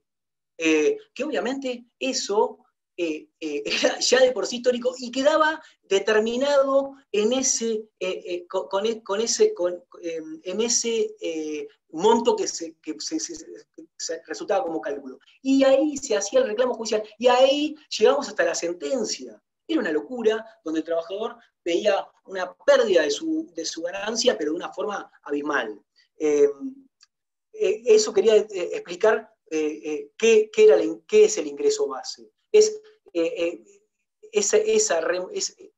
ese promedio de salario que tenía el trabajador de año para atrás. Hoy, con la 27.348, ese salario, esa determinación de ingreso base fue modificada. Fue modificada, ya no es más ingreso base mensual, sino el valor del ingreso base, y se ajusta por RIPTE. El RIPTE, que como vimos que también son los pagos adicionales de pago único del artículo 11 y hoy el IBM, y los pisos indemnizatorios se van actualizando por este índice RIPTE, que es el régimen imponible de trabajadores, el régimen remuneratorio imponible de trabajadores estables. ¿Qué hace este RIPTE, que puede ser chino para los que no lo conocen? Toma todos los salarios, toda la masa salarial de todos los trabajadores, de todas las actividades que engloban en el Ministerio de Trabajo y va actualizando con la suma de todas un promedio y va haciendo una actualización semestral de esas, con un índice que se va aplicando a estos pisos y a la remuneración. Que ahora voy a ir puntual, porque esto es bastante complejo, lo voy a ir puntualmente a cómo se actualiza hoy el IBM. Pero bueno, ya tiene un concepto de lo que es el IBM, vuelvo para atrás para determinar cómo son las formas de cálculo de indemnizaciones hoy de la 24.557, la 26.773 y la 27.342. Como dijimos, hoy tenemos un tronco rector que está estipulado por estas tres leyes, donde hoy, con muchas derogaciones y otras que van confluyendo y adicionándose por DNU y resoluciones del Superintendencia del Río de Trabajo, hoy hacen a lo que es la indemnización tarifada en sí misma. Y determina, entonces tenemos que, como dijimos, ahora, cuando hablamos de las incapacidades, teníamos, una vez que ya están consolidadas, es decir, son permanentes, deja de ser la incapacidad laboral temporal y pasa a ser permanente, tenemos que, como dijimos hoy, pueden ser inferiores al 50%, que es la leve, es la más común, la masa de reclamos que podemos tener, donde cómo se va a determinar la indemnización del trabajador, cómo vamos a hacer esa cuenta polimonia que hoy lo determiné, con ese 53 que habíamos hablado hoy, con el valor del ingreso base, que ahora ya les voy a explicar cómo se determina, pero ahora por ahora ténganlo ahí, con ese valor de ingreso base, X, por la edad del trabajador al momento derecho dividido 65, que da un porcentaje, un coeficiente, perdón, que es generalmente va a ser entre el 1 y pico, 1 punto algo, 2 punto algo, depende de la edad de si es joven el trabajador, por el grado de incapacidad que tenga el trabajador. Esa cuentita es sencilla, les puedo asegurar, acá parece un chino tremendo, pero no es complicada, es sencilla, determina cuánto es la indemnización tarifada del trabajador, adicionándosele además el 20% que habíamos hablado de la 26.773, que venía a suplir esa insuficiencia en la tarifa, o que venía con ese concepto de suficiencia a englobar esos conceptos que quedaban por fuera de la reparación tarifada de lo que era el daño material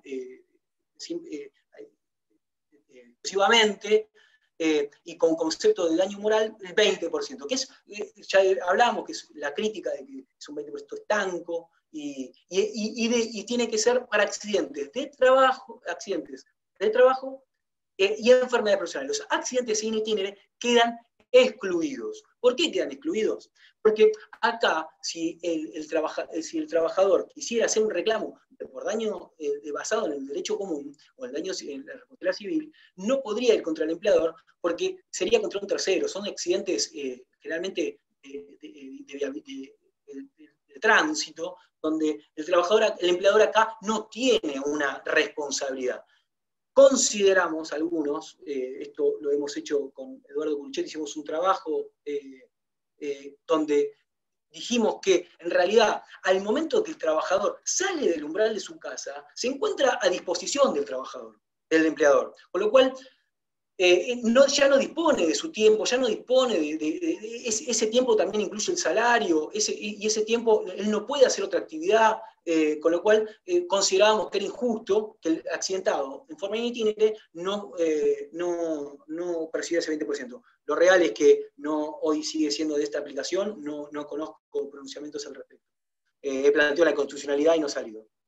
Bueno, y hoy tenemos que con la resolución 721 que mencionamos hoy, de la Superintendencia del Riesgo del Trabajo, establece que el piso mínimo va a ser de 3 millones, perdón, el punto de capacidad mínimo va a ser de 39.930 pesos, como dijimos hoy. Teniendo como parámetro para cuando el trabajador tenga una remuneración por debajo de esa que estamos mencionando, va a tener que tomarse este piso. Pasamos a lo que sería ahora las de mayores a 50 e inferior al 66%. Acá, como dijimos, ya estamos en una incapacidad parcial grave, donde la ley aquí adiciona en el artículo 11, además de la fórmula que acabamos de ver, un pago adicional, que es el que hablamos que fue actualizándose, que en su momento eran 30.000, 40.000, 50.000 dólares, hoy, o pesos, por la ley de convertibilidad, hoy está, por la resolución esta 721, establece que esos pisos van a estar ajustados en estos montos. Entonces, además de lo que dijimos hoy, además de que vamos a hacer la fórmula tarifada polimonia de 53 más el valor ingreso base del trabajador al momento del hecho, más el coeficiente de edad, más la incapacidad que está determinada, va a recibir una indemnización con un piso de 3.991.300 pesos, como establece la resolución. ¿Qué le debemos adicionar? Entonces, el pago único y el 20% cuando no sea accidente. Eso es cuando es el 50 y el 66%. Cuando superamos el 66%, es decir, una incapacidad total, que lo dijimos hoy, se establece cómo llegamos a esa graduación, como ya los compañeros lo fueron respondiendo, si es en instancia judicial por la pericia médica, o si no, en instancia administrativa, en la comisión médica por la aplicación del baremo.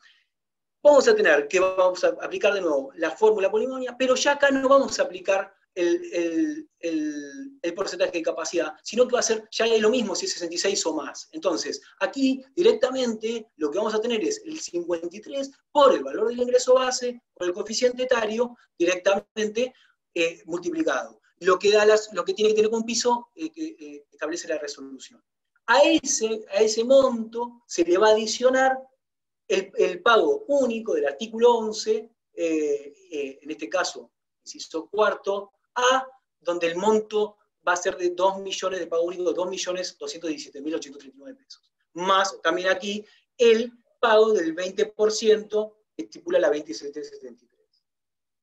Vamos a la gran invalidez, lo mismo, es el mismo caso que la de total, tenemos el mismo cálculo, es exactamente igual, pero aquí el piso, bueno, es el mismo, el piso, y el pago único va a ser el mismo, se le va a adicionar el 20%, pero como lo dijimos hoy, esta gran invalidez, además de estos rubros que se pagan en esta liquidación, va a tener un pago mensual de por vida ajustable semestralmente por RIP.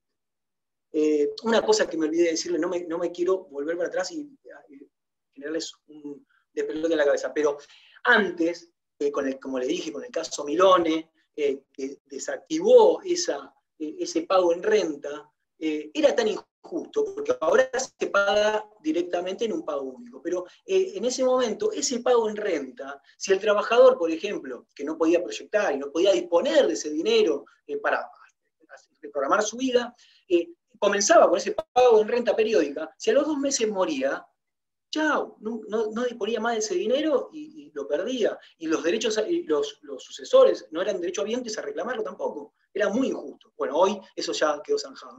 Era importante mencionarlo con respecto a lo de Milón.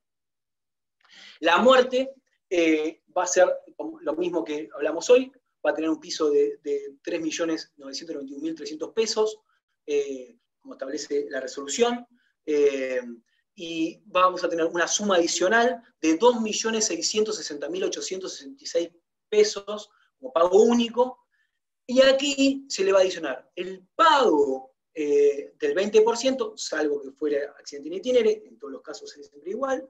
Además se le va a adicionar el servicio funerario del artículo 20 de las prestaciones en especie. Recuerden, al principio, al inicio, tenemos las prestaciones en especie, contemplaba gastos funerarios. Bueno, acá es donde se le da a un trabajador, y además va a tener, que se me salteó, que lo establece el artículo 18, inciso 1, la 24.557, el beneficio de la pensión del sistema previsional. Por eso hacemos la distinción también de la seguridad social. Acá reparamos un accidente, una muerte, y si la pensión sí ya va por la seguridad social. Y además va a tener, pero ya es por la ley de contrato de trabajo, derecho a la indemnización por la extinción del contrato por la causa de muerte. Bueno, ahora sí, ya entrando en lo que sería el final, y después haciendo algunas menciones que me fueron quedando capaz que en el aire. No sé cómo venimos de tiempo, Abel. Parece que vengo medio lento, ¿no? No, de tiempo venimos bien. No sé si nos acercamos al final, venimos bien. Bueno, ahora sí vamos a entrar a lo que es la última modificación de la ley, la 27348, que, como les dejé ahí en el tintero, modifica el ingreso base mensual, ese que algunos consultaban, que forma parte de esta fórmula tarifada de indemnización del trabajador.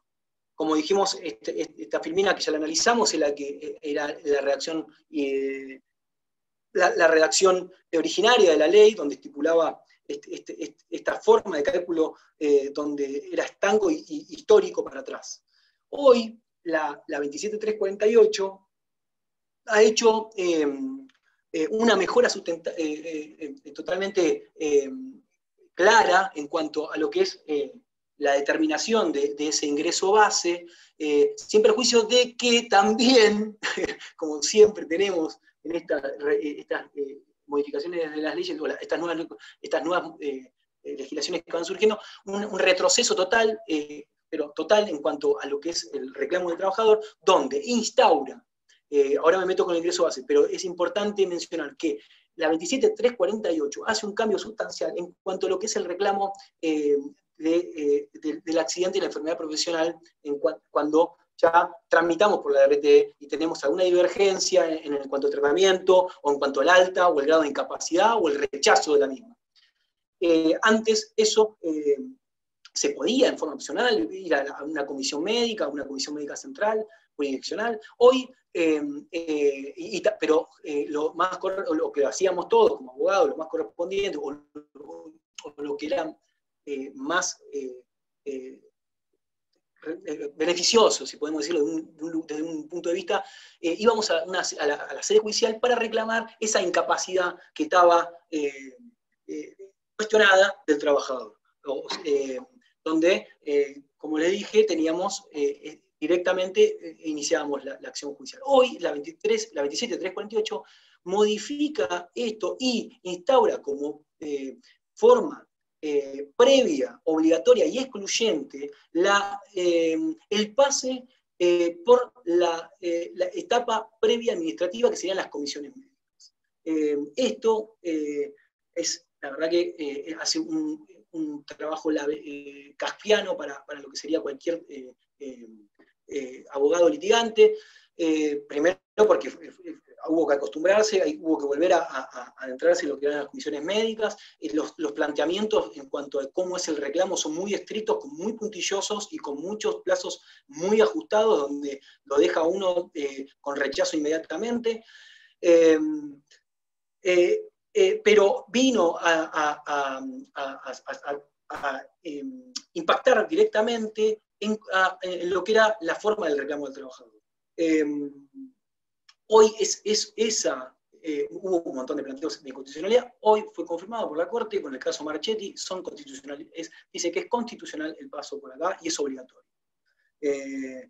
Dicho esto, que sería para otra clase y cómo sería este procedimiento previo obligatorio, lo importante de la 27348 en lo que nos trae a este taller y a esta charla es con respecto a cómo se determina hoy el ingreso base mensual, ese valor de ingreso base.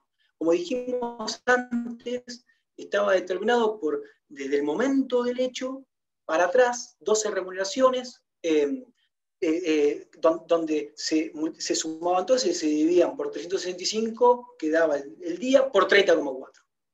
Hoy el cálculo ha variado totalmente y tenemos que es importante también mencionar que en su momento también esas remuneraciones no integraban de carácter no regulativos o otros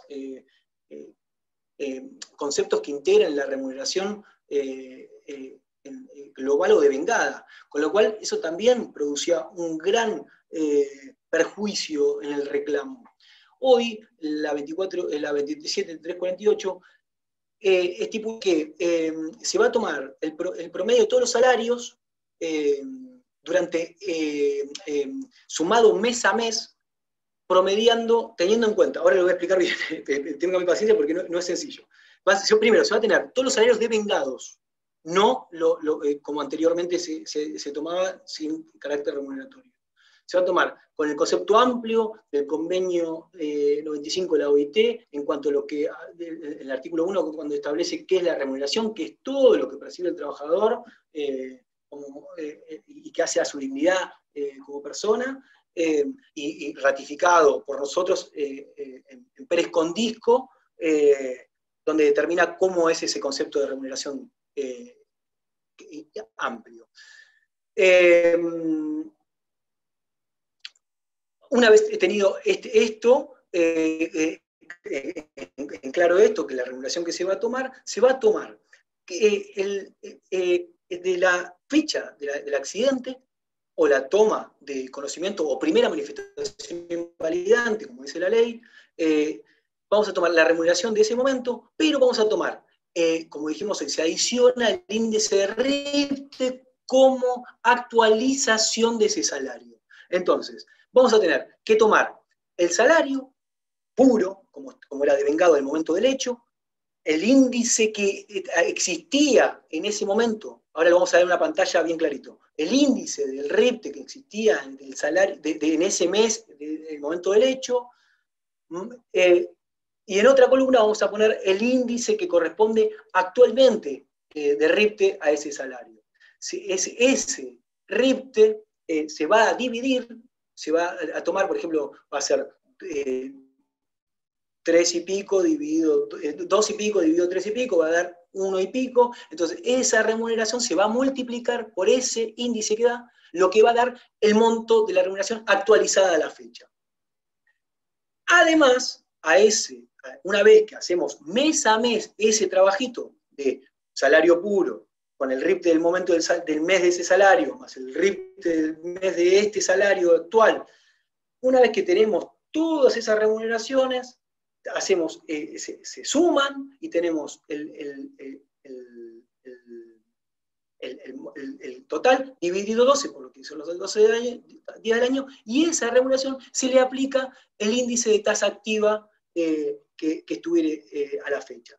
Con lo cual, ahora vamos a ir para que lo vean en una pantalla más clarito, con lo cual el IBMS cambia sustancialmente, y además eso no va a ser actualizado para el momento de entablar el reclamo o al momento de hacer el planteo, sino que hasta el momento en que se pague esa indemnización. Es decir, si yo inicio una demanda y hago la indemnización tarifada con el IBMS, a ese momento que inicio la demanda, ese IBM se va a actualizar, tal como le dije recién, hasta la fecha del pago de amigo.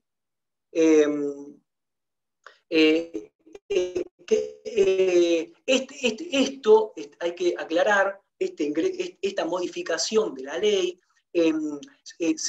cobra vigencia a partir de que cuando toma vigencia y fue publicada la ley el 24 de febrero del 2017 y establece que hasta el 30 de septiembre del 2019, que es cuando ahora vamos a ver, sale un nuevo DNU que modifica esto que estamos analizando ahora, que salió en el gobierno de Macri. El DNU es el 669/19, que son para todos los casos, la diferencia sustancial entre lo que dice la 27348 y lo que dice el DNU, primero es que acá no se va, para actualizar el monto definitivo del valor del ingreso base, no se va a tomar, como en la 27348, la tasa activa del Banco Nación, sino que se va a tomar una tasa de variación del índice RIPTE, que, hilando fino, actúa en detrimento del trabajador, porque esa variación es menor a lo que es la tasa activa. Entonces, para cuantificar el ingreso base, realmente es más beneficiosa la 27348, pero la 27348 tiene un tiempo espacial donde determina hasta cuándo se puede aplicar, no así el DNU. Muchos plantean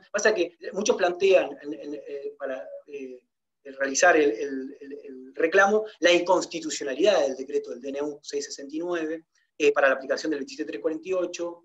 No se está dando mucho esto, pero en realidad también tiene un beneficio el 669, que el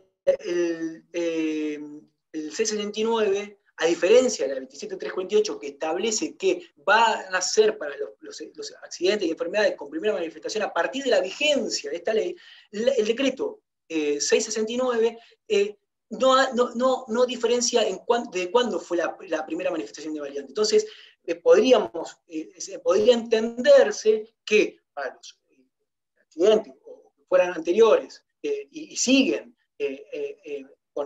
todavía sin haberse sido resuelto o pagado las indemnizaciones, podría aplicársele la actualización esta. Pero bueno, no. Son planteos que esos deben hacerse en la justicia y algunos tribunales tienen diferentes criterios para aplicar los mismos. Ahora vamos a aplicarlo. Quiero mostrarles lo que era la tabla del índice RIPTE para que lo puedan ver con claridad. Lo que les decía de cómo se actualiza hoy sacando, si fuera la 27348 o si fuera el DNU de 669, cómo actualizamos el valor del ingreso base mes a mes. Lo que hacemos es, como dijimos, si yo tengo, por ejemplo, acá puse un ejemplo cualquiera, pongo fecha de accidente, 28 del 3 de 2017, un índice de RIPTE del mes del accidente de 2,5, 2,47,29, y tasa de interés 2,05. Lo que hacemos va a ser lo siguiente: vamos a tener vamos a poner la tabla para, como hicimos anteriormente, la remuneración, vamos a tomar el sueldo histórico, el índice de RIPTE al momento de marzo del 2016, que era 1.940, dividido el 2,5, que es el actual, nos da 1.3.27. Eso, es decir, los 25.600 por 1.3, nos da 33.604 pesos. Bueno, así se hace con cada uno de las remuneraciones. Lo cual, luego llegamos, la sumamos, y nos va a dar un promedio de 33.077 pesos. A lo cual, con la 27.348, además a ese promedio, se le debe adicionar la tasa activa de Banco Nación, donde hacía un monto. Con el DNU se aplica esa tasa de variación del RIPTE, que se encuentra también en la página del Ministerio de Trabajo. A ver, para que lo tengan claro, después yo le pongo una filmina para que cuando tengan el power lo puedan entender. Se realiza entonces el cálculo en la primera columna. Tenemos realizar el cálculo de buscar el valor RIPTE al momento del accidente. En este caso el 24.557 se encuentra en la página del Ministerio de Trabajo, es decir, al momento del accidente era 1.940,5. La segunda columna, volcar las remuneraciones percibidas por el trabajador 12 meses antes de la fecha del accidente o la primera manifestación invalidante. Y se tiene en cuenta el bruto y todo el concepto remunerativo. Lo que hablábamos hoy del concepto de vengado de la OIT, como convenio de la 95 de la OIT. Entonces, como segunda columna, todo el monto bruto de vengado. En la tercera columna se debe buscar el valor del RIPTE 12 meses, que va del tercer columna llamada índice RIPTE. Entonces tenemos índice RIPTE y se pone a cada mes el índice que tenía. En la cuarta columna se va a dividir por el coeficiente de actualización. Y finalmente se la multiplica por, como dijimos, el coeficiente de actualización. Entonces nos actualiza el monto. A ver, hago un parate acá, a ver si me pudieron seguir con todo este mejunje y esta explicación laberíntica que vine haciendo de lo que sería el valor de ingreso base hoy para sacar un cálculo de la ley de riesgo.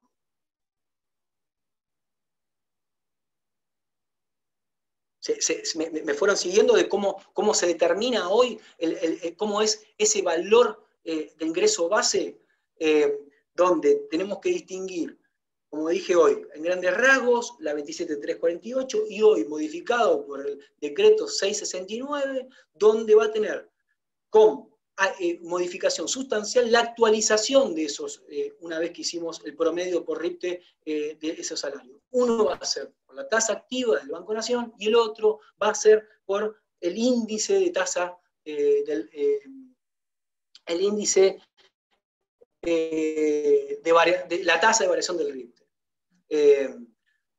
Como para finalizar un poco esta cuestión, entonces, lo sustancial o lo importante hoy es tener claro esto, para tener el reclamo, cómo vamos a plantear estas cuestiones en la demanda, cómo lo vamos a introducir, plantear correctamente en cuando veamos cuál es mejor o cuál no, o cuál es mejor el cálculo, ver cómo planteamos esas inconstitucionalidades, tener en cuenta que son créditos irrenunciables del trabajador, que por sí el iure nueve curia del juez también va a tener que aplicar la ley más beneficiosa para el trabajador, y tener en cuenta que hoy, además, todos estos reclamos tienen que tener un pase obligatorio por las comisiones médicas por el cual que introdujo la modificación de la 27.348, y nuestra provincia adhirió por la ley, en enero del 2018, adhirió por la ley 14.197, adherimos a ello, y confirmado por el fallo Marchetti. Además, es que es importante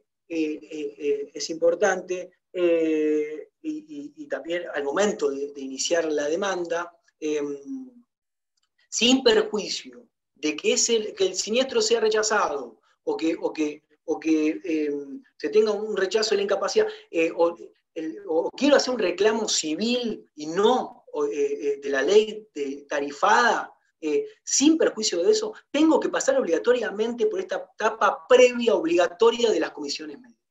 Es decir, si yo en el análisis hago y digo, no voy a hacer el reclamo tarifado y quiero hacer el reclamo civil en la sede civil, donde ahí vamos, por supuesto, perdemos todas las prerrogativas que tiene el trabajador como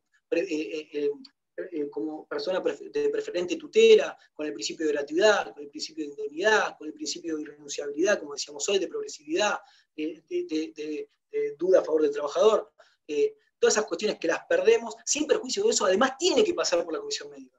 Eso está instaurado por la nueva Ley de Procedimiento Laboral de la Provincia de Buenos Aires, la 15.057 del 2018, que todavía no tiene aplicación porque es una ley de procedimiento que establece que los tribunales, se crea un nuevo régimen procesal de procedimiento donde van a haber doble instancia, se quedarían desarticulados los tribunales de trabajo y pasarían a ser unipersonales y de doble instancia, pero sí tiene aplicación el artículo 2, inciso J, y el 103, que establecen que luego de terminada la instancia previa a esta obligatoria que establece la comisión médica para determinar la incapacidad o la indemnización del trabajador, tenemos un plazo de 90 días para iniciar la demanda. Que eso también, y esto en provincia, en capital son 15 días. Es un plazo de caducidad y también ha sido tachado de inconstitucional en varias oportunidades porque en realidad una ley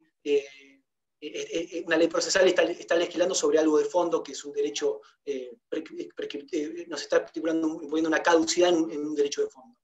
Pero bueno, terminé muy acelerado, pero creo que con eso estaríamos finalizando lo que sería en gran medida lo que implica las liquidaciones o cómo tomar, de acuerdo a las contingencias y las incapacidades, en el sistema de la ley de trabajo, en el sistema tarifado, cómo calcular una indemnización para que le corresponda al trabajador. Es un enjunje, es un rebusque, es muy, para todo de una les va a parecer abrumador si no han tenido alguna práctica o no lo han visto. En la facultad tampoco se ve mucho, no se llega a ver las cruzadas, pero bueno, entiendan y tengan plena certeza de que es un poco complicado, laberíntico, kafkiano y tortuoso, pero que con la práctica y leyendo esto que si les voy a pasar y algunos fallos, los pueden ir tomando y entendiendo. Muchas gracias, Gastón, por la clase de hoy. Bueno, entiendo que seguramente también estén muy, muy agradecidos los chicos porque fue muy completo, muy claro. Aparte llegamos en tiempo, 19:00 puntual. Así que bien, bueno, nada, gracias y felicitaciones por haberte puesto a disposición. Les pido disculpas por los problemas de conexión que tuve en el medio y me pongo a disposición para lo que necesiten o requieran consultar, o material, o ya por intermedio del instituto, de Belén, o lo que sea, para poder indagar un poco más y con más tiempo sobre estas cuestiones, ¿no? Mira, hay un par de preguntitas en el chat. No sé si querés que cerremos con eso, si te parece, porque de tiempo vamos bien. Hoy hizo una pregunta Nadia respecto de un reclamo por divergencia, mientras se tramitaba la divergencia de una incapacidad laboral. ¿Qué pasaba si de la incapacidad laboral temporaria, en el medio del reclamo de la divergencia, se producía la muerte del trabajador, pero por circunstancias ajenas? Hizo la aclaración. Bueno, ahí ya ajeno no tiene nada que ver con la contingencia del trabajador. Si muere, a ver, hay que ver, hay que analizar lo siguiente. Si esa incapacidad laboral temporaria ya tenía algún rasgo o algo que podía ser para determinarse en competencia permanente, la muerte puede generar ese cese, porque ya no hay más temporalidad, pero que sea ajeno no impacta sobre el reclamo de indemnización por muerte. ¿Se entiende eso? Pero después también va a ser la cuestión de hecho y prueba, si podemos probar realmente que esa incapacidad temporal consolida en permanente que hubiera sucedido, porque también pasa mucho, pero bueno, cualquiera de los colegas le va a pasar que litigando en un proceso judicial, que más en la provincia de Buenos Aires, donde los procesos son eternos, que a veces duran más de lo que tienen que durar, el trabajador muere en el transcurso del proceso. Y hay veces que muere antes de la pericia médica. Y bueno, ahí hay que ver cómo se puede, qué determina el juez, de acuerdo a estos análisis que decíamos, y después también con el principio de iura nobis causa, y ver también si con la historia clínica y con algunos parámetros pero bueno, realmente no es sencillo. Bueno, y por último, Nadia hace una consulta. ¿Por qué iría por acción civil perdiendo el trabajador todos los derechos que tuviese en sede laboral? No, me pregunta ¿por qué optaría por esa opción? Es la pregunta, ¿por qué haría eso? ¿Por qué iría? Entiendo que habla de optar. No llegamos hoy acá a analizar la acción civil. Acá nos circunscribimos exclusivamente a lo que es la ley de riesgo de trabajo. Pero claramente, hoy también, hay que analizar varias cosas. Cuando llegue al cliente o la persona que vamos a darle un asesoramiento jurídico al respecto de esto, debemos poner sobre la mesa y explicarle que hay dos sistemas, o por lo menos dos formas de reclamo. Uno es este que analizamos hoy, de la ley del riesgo del trabajo, con la indemnización tarifada y cerrada, donde los montos son así, de esta manera, se van actualizando, y tenemos pisos y formas de que el trabajador puede cobrar, y supuestamente en un lugar donde la competencia va a ser la natural del trabajador, con un juez natural, y con todos los principios rectores que benefician al trabajador, sin perjuicio de que el reclamo civil, como dijimos hoy, y yo no me metí en lo que es la jurisprudencia porque es eterna y no quería sacarlo de acá de esto, pero el reclamo civil obviamente deja de lado un montón de cuestiones y situaciones que el trabajador son importantes. A ver, ¿qué pasaba? Antes eso se hacía en sede civil, en sede laboral, entonces ese reclamo no solo era fundamentado en el Código Civil, pero con su juez natural. Hoy lo que tenemos como perjudicial es que vamos a una sede donde no tiene tasa de justicia, el trabajador es hijo de vecino, no tiene ningún tipo de beneficio en cuanto a su calidad de trabajador. Pero el momento de analizar la indemnización es mucho más costosa. Generalmente va a dar mucho más la indemnización civil. ¿Por qué? Hoy, sacando que hoy, por suerte, también los montos se han actualizado, pero anteriormente era muchísimo la diferencia. Por eso también se optaba muchas veces por lo civil. ¿Por qué? Porque, como decíamos hoy, no vamos a ir a un salario que hoy por suerte está actualizado por RIPTE. No, si esa persona, por ejemplo, al momento de accidentarse tenía 20 años, pero además está estudiando para ingeniero nuclear y va a estar en la NASA, hoy tenía un salario de 40.000 pesos, pero si ese tipo que era repartidor o que se accidentó trabajando para una empresa en la construcción, se incapacitó y dejó de poder tener esa perspectiva de vida de llegar a ser un astronauta, eso es el salario, no vamos a tomar esa remuneración, vamos a tomar una perspectiva totalmente distinta. Entonces, la incapacidad va a ser distinta, se va a medir en relación, se va a medir en el medio ambiente, van a entrar otros conceptos que no entran acá, como dijimos. ¿Qué hace la tarifada? Responde por el daño material o lo cruzante. En cambio, en el daño civil, vamos a poder ingresar un montón de otras cuestiones. Daño estético, daño moral, daño psicológico, sin perjuicio de que acá en la ley de riesgo se indemniza, está contemplado en la reacción vivencial de grado 1 y 2, pero ¿Cómo afecta eso? ¿Cómo afecta esa estimación de que hablábamos hoy? Donde acá el trabajador, por ejemplo, tiene 65 años de vida de reparación de la edad jubilatoria, en cambio, en un reclamo civil se va a tomar hasta la perspectiva de vida. Pues entonces, ahí es donde uno hace el análisis y dice, bueno, che, pará, si yo pruebo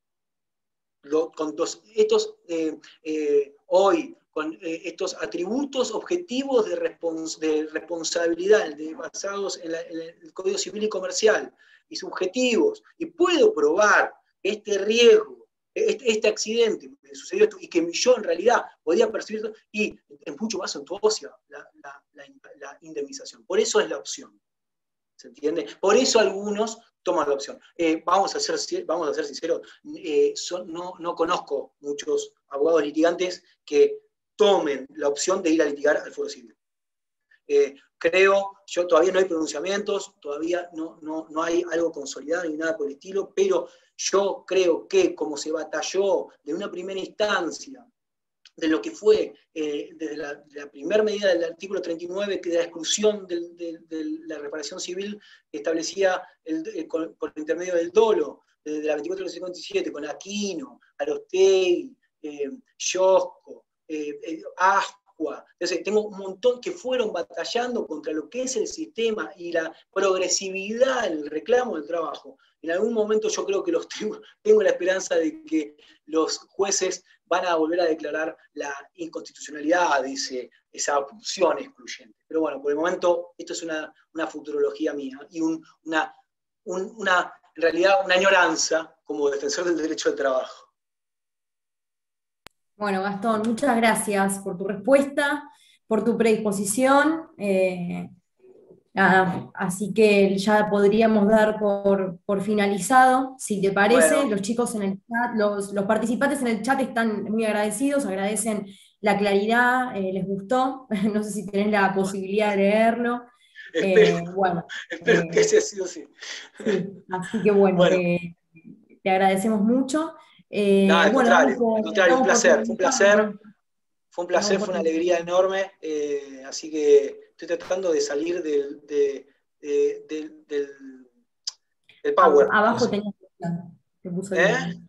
Abajo tenías la opción. ¿Abajo? Bueno, sí. No sé si Diego me escucha, capaz me puede sacar. Donde pusiste compartir para que te lo sacabas supuestamente. Bueno, Gastón, gracias a los participantes.